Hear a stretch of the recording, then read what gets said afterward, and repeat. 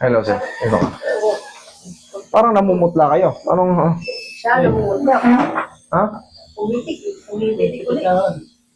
Anong bumipitik? Kumbaga, dinidiretso ko mga Ano ba nangyari kay sir? galing na ako nung last week. Last week?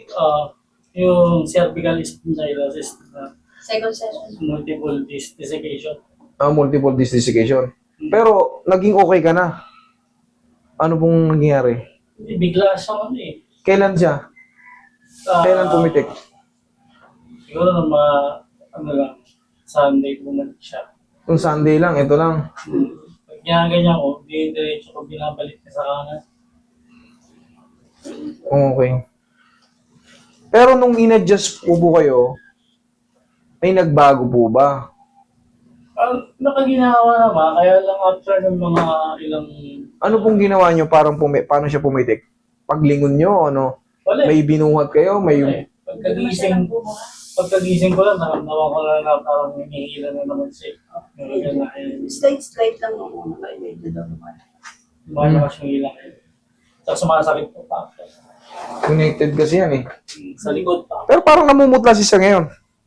Yan. Ha? Masakit. Pag nasasaktan siya, namumutla siya. Sige. Kinakabig.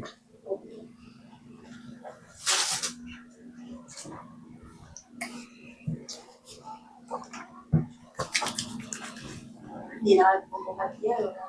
Wala siya. Pag nangalaliga.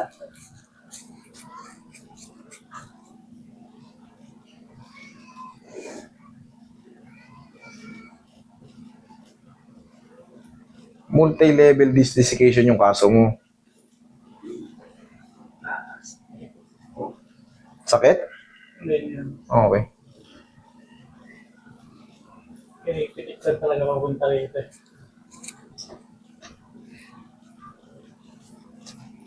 Nung Sunday lang to nag-retrigger.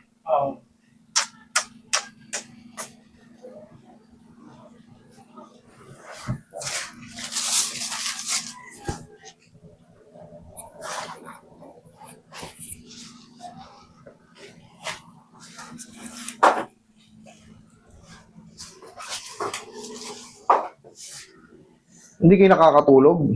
Nakakatulog naman. Okay. Yeah, relax na. Huwag mo muna labanan na.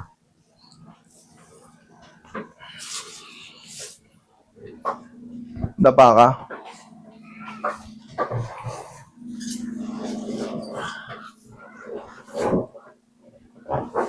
Nagkaroon na ng mannerism.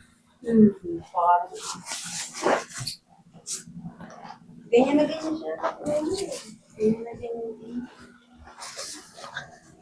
Pero nagbago ba siya nung in-adjust ko? Yan, sir. Okay naman. Kasi, nagbibiru-biru pa ako sa nung linggo lang pa, nakaramdam siya na medyo kumit. May pitik na naman. Kasi yun daw, medyo mas lumakas yung hapon. Massage mo muna, Roy. Sabi mo, sir, kung nakakahinga ka na maayos, ha? Okay ka lang? Sige. Yung kanin lang sa Hindi kasi pag disc desiccation talaga.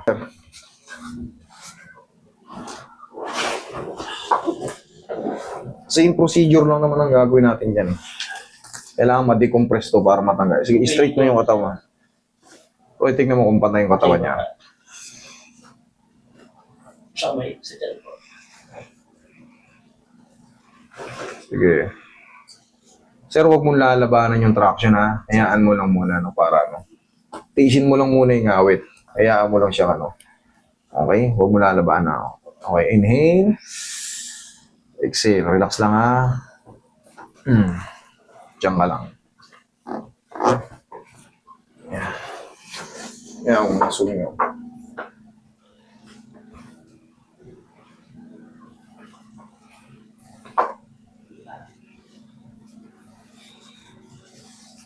Yung unan, no? Paano ka ba mag-uunan? May tinuro sa'yo, di ba? Yung unan dito kasama dito? Nakababa. Oo. Sige, higa ka dito, sir. Tignan ko nga kung makakatulong na yun.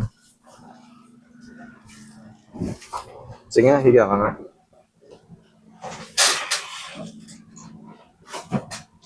Yan, ikalma mo muna yung sarili mo dyan.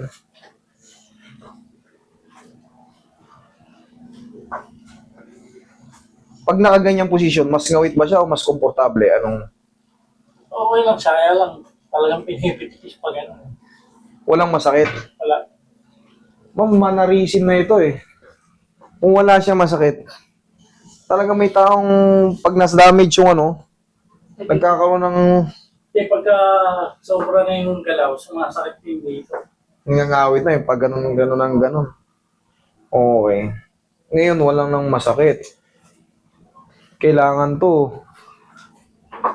Baka yung desiccation niya talagang naalis na. Ngayon, bumaba yung ano. Kaya yung spinal cord niya or spinal nerve, baka kailangan niya ng injikan. Pa-check up po kayo, sir. Kung walang masakit, siyempre, sa alignment kasi, Ang nararamdaman naman niya din, lumahapdi sa loob eh. Yung pinaka-nararamdaman niya. ngayon mahapdi ba sa loob? Hindi. Parang mapdi yung dito. Parang mahapdi yung loob. Sige, upo ka. Parang mapdi. Hindi siya kagaya dito na wala akong makaramdaman dito. Meron eh. Yan ang ano, hindi. Sa ano po yan? Yung tinatawag nating multi-level disc desiccation. Sugat po yun. Pirat, patagilid, pakanan sa'yo. Parang magahin ko sa... Oo, ganito ang desiccation, oh. Ano ba ang sam? Ilipat mo lang to ng pakanan or pakaliwa. Yung ganyan, yung compression na yan. Mas malaki lang ng konti dyan. Bulging kasi to, eh. Parang ganito. Mas malaki ng pag ganyan. Ilabas mo lang siya ng ganito. Eto, to pala. Ganyan, oh. Ayan, oh. Yan, desiccation ang tawag dyan. Kasi pag nasa gitna yan, central disc protrusion. Tapos herniation pag pumutok. Yung ganito ang desiccation. Dito naman sa kanya tumama. Pare-parehas lang kasi may ganyan yan. Mas maliit ka lang sa cervical. Ngayon, syempre, mas malapit siya sa brain. Baka kailangan niya magpaano ulit. Magpa-check sa neuro. Baka may gagawin sila, turukan yun para yung substance ng ano, makontrol yung ano, makontrol yung Di ba naman biro yung botox? Ang mahal, sobra. yan nga, oh. May ininom din siya dyan ng Ilan to? gamot eh. Mm. Nawala yung ganyan eh, yung pag-iipit eh. Kaya nga, hindi, ngayon kasi, nag-trigger na ulit eh. Pero na-align ko siya ngayon eh. May mga nagbago. Opo. Ngayon, titignan natin. Lagyan mo nga siya ng ano. Lagyan nga natin ng ano. Kung mas komportable siya. Lagyan nga natin siya ng ano.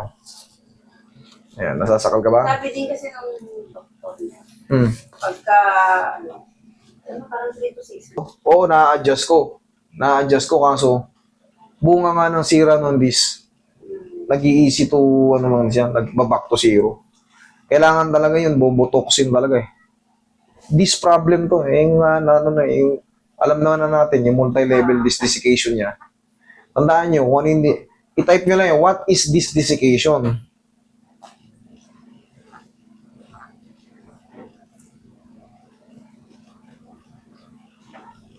Para lubusan yung maunawaan.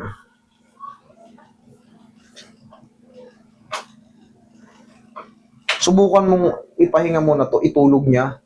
Tingnan natin kung maano, kung maglulus yung ano. Baka pagising niya kasi may nabago ko dyan eh. May mga lumagutok dyan kanina. Hindi ka naman nasaktan doon, sir? Hindi. Okay.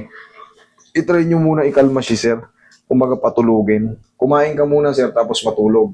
Tapos baka sana pagising niya, mawala na yung pagpitik. Hindi naman sumasakit ulo mo? Okay lang. Okay. Walang masakit ngayon. Okay lang. Talagang kusang gumagano lang. Wala akong sakit talaga. Okay. Sige, sir. Sana ipahinga mo lang muna tapos sana pagising niya. Paano? Okay?